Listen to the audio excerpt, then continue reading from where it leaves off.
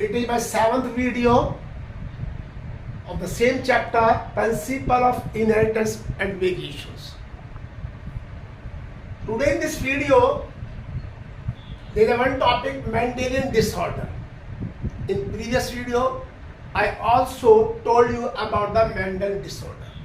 लेकिन Mendelian disorder में क्या है, यहाँ पर जो जीन है which determine the character of an individual, there is a change. Alteration हो जाती है, चेंज आ जाती है या म्यूटेशन हो जाता है, तो उसको हम मेंडेलियन डिसऑर्डर, यानी कि Mendelian disorders are those disorder which are due to the change in the genes. और ये जो डिसऑर्डर है ये हमारे एक जनरेशन से दूसरी जनरेशन में ट्रांसमिट होते हैं. The Mendelian disorder are always transfer or are always transmit from parents to offspring. अब ये जो Mendelian disorder जिनकी हम बात कर रहे हैं, ये दो तरह के हैं. एक डोमिनेंट होता है और एक रिसेसिव होता है. डोमिनेंट और रिसेसिव. देखिए जो डोमिनेंट है that will visible in homozygous and heterozygous condition.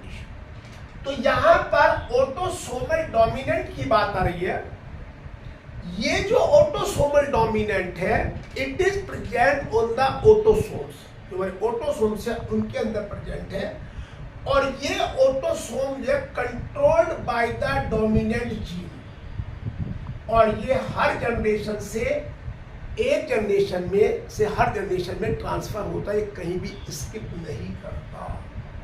Do not skip and appear in homozygous as well as heterozygous. ये जो ऑटोसोमल डोमिनेंट है ये दोनों कंडीशन में विजिबल होगा, होमोजाइगस में भी होगा और हेट्रोजाइगस, लेकिन कभी किसी जनरेशन में मिस नहीं होगा. It will transfer. सेकंड है ऑटोसोमल रिसेसिव. ये जो ऑटोसोमल रिसेसिव है, it will appear in homozygous condition only, not in heterozygous. Homozygous condition में विजिबल होगा. अब यहां पे दो कंडीशन है. अगर parents are normal, normal means gene is present but in heterozygous condition, but it is not visible. Gene present है heterozygous condition में लेकिन विजिबल नहीं है. It will visible in the affected children because it is a recessive gene and recessive gene always visible in the homozygous condition. Parents में है लेकिन normal दिखाई दे रहे हैं. जितने भी children, all children of affected parents have this character. They will be affected. अगर parent normal दिखाई दे रहे हैं तो भी आएगा और parents affected तो भी आएगा. इसमें अल्केप्टोन्यूरिया, सिकल सेल एनीमिया, ये डिसऑर्डर है. तो they are these two are the autosomal. अब है सेक्स लिंक्ड कैरेक्टर. हमारी बॉडी में one pair, 23rd pair is the sex chromosome. Female में होमोजाइगस कंडीशन तो XX होता है और मेल में XY होता है. तो यहां भी डोमिनेंट रिसेसिव खेल है. X link dominance, x link जो है वो डोमिनेंट. तो इसमें जीन्स डोमिनेंट होते हैं, एक्स क्रोमोसोम पे लोकेटेड होते हैं, लेकिन ये ट्रेट्स वेरी रेयर होते हैं in human population. Human population में अगर आपको पूछे कि एक्स लिंक डोमिनेंट ये रेयर होते हैं, common they are rare. Second है X link recessive. X link recessive, इसमें जो जीन्स हैं और जो ट्रेट्स हैं ये रिसेसिव है, होमोजाइगस कंडीशन में आएंगे और located on the x chromosome. ये मेल के अंदर हेमीजाइगस और हेट्रोजाइगस कंडीशन में भी विजिबल होंगे, लेकिन फीमेल के अंदर ये होमोजाइगस कंडीशन में विजिबल होंगे. मेल में they will visible in the hemizygous और हेट्रोजाइगस कंडीशन, लेकिन फीमेल में दिस कैरेक्टर और recessive character will visible only and only in homozygous condition. Haemophilia है, ट्रांसप्लांटेशन है और डायबिटीज. मेल में इसलिए दिखाई दे जाते हैं in heterozygous condition because female is the carrier, female carrier है ऑफ सच डिसऑर्डर। तो फीमेल से एक्स क्रोमोसोम सन में आता है। क्रोमोसोमल डिसऑर्डर, ये मैंने कब बताया था आपको, क्रोमोसोमल डिसऑर्डर में क्रोमोसोम या तो कम हो जाते हैं या ज्यादा हो जाते हैं या उनके अरेंजमेंट में डिसऑर्डर आ जाता है। तीन चीजें, या तो वो एक्सेस में है या वहां पे एब्सेंस कमी है और या उनका अरेंजमेंट जो है वो ठीक नहीं है। This is not in correct order, यानी वो करेक्ट ऑर्डर में नहीं है, उसकी वजह से ये कंडीशन यहां पे आई है। It is chromosomal disorder. अब देखिए हमारे पास अगर देखें टू टाइप्स ऑफ क्रोमोसोम, पहले टू टाइप्स ऑफ क्रोमोसोम्स है। एक हमारी बॉडी में ऑटोसोम्स है और एक 23rd पेयर जो है वो हमारा सेक्स क्रोमोसोम है। अगर आप यहां देखिए total chromosome in the human being are 46 chromosome और 23 पेयर्स। इन 23 पेयर्स में से 22 chromosomes are autosomes, they are same in male and female. Remaining 23rd pair is called the sex chromosome, XX in female and XY in male. Female में XX है, homozygous condition है, और male के अंदर X and Y है। Female में always produce same type of gametes, male में 50% sperms having the X chromosome and 50% having the Y chromosome। अब यहां पर ये जो क्रोमोसोम्स हैं, अगर इनका नंबर डिक्रीज और इंक्रीज यानी एन्यूप्लॉइडी और पॉलीप्लॉइडी कंडीशन आ जाए, इंक्रीज हो जाए या डिक्रीज हो जाए। एन्यूप्लॉइडी में डिक्रीज भी होता है और इंक्रीज भी होता है, पॉलीप्लॉइडी में नंबर इंक्रीज होता है। ये इंक्रीज और डिक्रीज क्यों होता है? Due to the non disjunction, यानी कि chromosomes do not separate in the telophase and anaphase, and there is no, in telophase there is no formation of the wall, वहां पे साइटोकाइनेसिस नहीं होता, उसकी वजह से सारा काम होता है।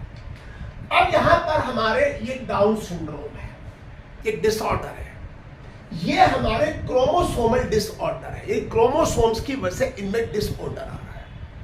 देखिए डाउन सिंड्रोम को सबसे पहले लैंगडॉन डाउन ने 1866 में डिस्कवर किया, उसने उसके बारे में बताया। इसको हम मोंगोलिज्म भी कहते हैं, व्हाट वी कॉल इट, मोंगोलिज्म। अब इसमें क्या है, यहां पर एक क्रोमोसोम जो है एडिशनल होता है and that chromosome is 21st chromosome, यानी जो 21वां क्रोमोसोम है वो रिपीट हो जाता है, जिसकी वजह से डाउन सिंड्रोम को ट्राइसोमी भी कहते हैं, यानी कि 2n+1 भी इसको कहते हैं, ट्राइसोमी या मोनोसोमी। ट्राइसोमी भी कहते हैं, मोनोसोमी भी कहते हैं। अब ये डाउन सिंड्रोम जो है, इस डाउन सिंड्रोम में अगर आप देखिए इसके कुछ सिम्टम्स हैं। सबसे पहला, ऐसे लोगों का स्टेचर हाइट कम होती है, इनका जो हेड है वो स्मॉल होता है, राउंड होता है, और टंग के अंदर लाइन होती है, डिवाइड होती है, डिवीजन होता है, और पार्शली ओपन माउथ, माउथ इनका पूरा नहीं खुलता, their mouth is not open like a normal person. इनकी जो पाम है वो ब्रॉड होती है, लेकिन इसके अंदर फोल्ड होते हैं, ब्रॉड होती है लेकिन फोल्ड होते हैं, क्रीज बनी हुई होती है पाम के अंदर। और इनका लो आईक्यू होता है, लो इनका फिजिकल एंड साइकोमोटर डेवलपमेंट, यानी इनकी आईक्यू भी कम होती है, इनका फिजिकल डेवलपमेंट भी कम होता है, और इनका साइकोमोटर डेवलपमेंट भी कम होता है। सिम्टम्स और सिम्टम ऑफ डाउन सिंड्रोम। अब आता है टर्नर सिंड्रोम। देखिए वहां पे क्रोमोसोम बढ़ा, टर्नर सिंड्रोम ये भी एक हमारी क्रोमोसोमल डिसऑर्डर है। During the gamete formation, in one gamete there is a deficiency of the sex chromosome. तो यहां पर जो जनरली ये फीमेल में होती है, Turner syndrome is a female disorder, इसमें 46 क्रोमोसोम हमारे नॉर्मली वी हैव द 46, लेकिन यहाँ पे 45 क्रोमोसोम प्रेजेंट होते हैं, एक क्रोमोसोम यहाँ पे कम होता है, और वो कौन सा होता है? X chromosome. यानी फीमेल के अंदर 22 प्लस एक्स की कंडीशन होकर के 22 प्लस एक्स की कंडीशन होती है, यानी she has the partial character of the female. तो इसमें अफेक्टेड फीमेल जो स्ट्राइल होती है, ओवरी रूडिमेंट्री होती है, डेवलप नहीं होती, lack of secondary sexual character, यानी जो सेकेंडरी सेक्सुअल कैरेक्टर है जो फीमेल में डेवलप होते हैं, उनकी यहाँ पे कमी हो जाती है, ब्रेस्ट का डेवलपमेंट नहीं होता ढंग से, और इसमें शॉर्ट स्टेचर होता है, हाइट कम होती है, यूट्रस का साइज कम होता है, छोटा होता है, पफी फिंगर होती है, स्वेलिंग होती है इनमें, एंड वेब नेक होती है। These are the symptoms of the female who is suffering from this disorder, Turner syndrome, जिसमें एक सेक्स क्रोमोसोम की कमी है, टोटल क्रोमोसोम 45 है। इसके बाद एक और हमारी क्रोमोसोमल डिसऑर्डर है जिसको आप कहेंगे क्लाइनफेल्टर सिंड्रोम, ये मेल में होती है। इसमें क्या होता है? 1 एक्स क्रोमोसोम इज मोर, यहां कंडीशन ये होती है 44 प्लस XXY, यानी एक एक्स क्रोमोसोम बढ़ गया, यहां पे एक क्रोमोसोम के बढ़ने पे टोटल क्रोमोसोम 47 आ गए, 47 क्रोमोसोम यहां पे हो जाते हैं। अब इनमें 47 क्रोमोसोम्स हो जाते हैं, तो ये इनमें जो मेल कैरेक्टर्स हैं वो डेवलपमेंट होता है, ज्यादा नहीं, कम डेवलपमेंट होता है, but female characters are also developed, like development of the breast, यानी कि इसमें मेल के कैरेक्टर्स भी आते हैं, साइमल्टेनियसली फीमेल के character like the development of breast भी यहाँ पे होता है। और इस कंडीशन को जब मेल और फीमेल दोनों के कैरेक्टर एक साथ प्रेजेंट होते हैं, इसको गायनिकोमैस्टिया कंडीशन कहते हैं, इसको कहते हैं गायनिकोमैस्टिया, जब मेल और female masculine character and feminine character are present together. Male style होते हैं, स्टाइल होंगे, और इनमें जो बियर्ड है इसकी ग्रोथ कम होती है, और इनकी जो पिच है वो फीमेल वाली वॉइस पिच होती है, हाई पिच होती है, क्योंकि आदमी की जो मेल है उनकी पिच लो पिच होती है और फीमेल की हाई पिच होती है। तो आप इस वीडियो को जरूर देखें, आपके लिए बड़ी फ्रूटफुल होगी, और आप इसे लाइक करें, शेयर करें, कमेंट करें, और प्लीज इसे सब्सक्राइब भी आप करें। Thank you.